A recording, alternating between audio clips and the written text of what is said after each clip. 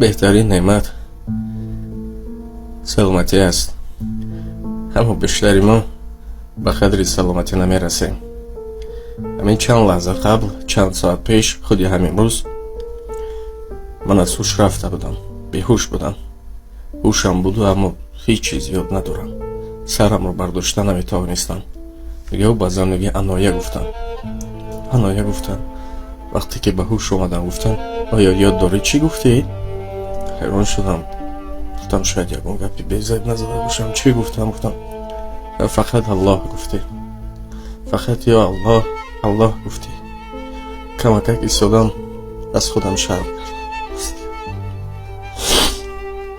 شرم کردم با او خاطره که وقتی که من سری دسترخوان می نشستم تنها وضومم بود. نان پاره می کردم. بوری حب نمی گفتم که خدا با شکر. وقتی با دوستانم می رفتیم دمگیری و هر لحظه خوشی بوری هم نگفته بودم که شکر، چون از خاطرم می بر اومد دای. امروز با از اونه که من کمک طلب کردم.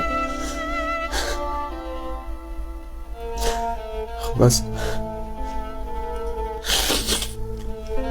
فهمیدید که چه گفتنی بودم. باور کنید بهترین نعمت سلامتی است و من این یک سلامتی رو مثال آوردم. در هر خرسندی اگر که ما پروردگار رو یاد کنیم، حالتی که خرسند هستیم یگون نیاز نداریم. وقتی که تنگ دستی آمد بعد پروردگار لب باید نگوید بر. اما خود شما هر نفری که گوش میکنید کی است؟ با مانند من. اما بوری هم یاد نیست. بعد وقتی که بیمار میشیم با فقط خدا میگیم کمکم کن. با برزمی این نگاه نکرده پروردگار آبوشش رو میکشوید. خود رو احتیاط کنید دوستان. راستی یک حالتی بود، من نمیدونم من به چی خاطر نوار کردم. شاید لحظه های آخری من میبود که میدونه دادمی، چون میگفت برخیز که عمر تو چون باد روان است، بینگر که اجل در پی هر پیر و جوان است.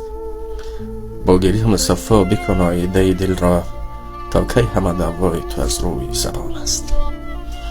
در حالت خوشحالی پروردگار را یاد کنید که در حالت تنگی شما را یاد کند. باقی خدا نگهبان شما.